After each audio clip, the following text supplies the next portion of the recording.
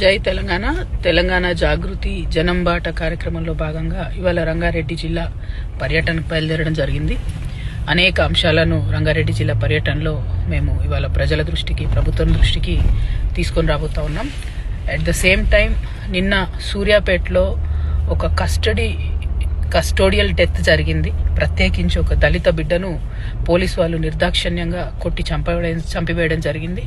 పైగా ఆ కుటుంబాన్ని భయభ్రాంతుల్ని చేసి పోలీసుల మీద యాక్షన్ లేకుండా చేయాలని చెప్తా ఉన్నారు. నేను రాష్ట్ర ప్రభుత్వాన్ని, డీజీపీ గారిని డిమాండ్ చేస్తా ఉన్నాను. తక్షణమే ఆ కస్టోడియల్ డెత్ మీద ఇన్వెస్టిగేషన్ జరగాలి. ఏమైంది తేటతెల్లం చేయాలి. దళితుల మీద జరుగుతున్నటువంటి దాడికి ప్రభుత్వం పూర్తి బాధ్యత తీసుకోవాలి. ఆ కుటుంబాన్ని భయభ్రాంతుల్ని చేయొద్దని చెప్పి నేను డిమాండ్ చేస్తా ఉన్నాను. జై తెలంగాణ.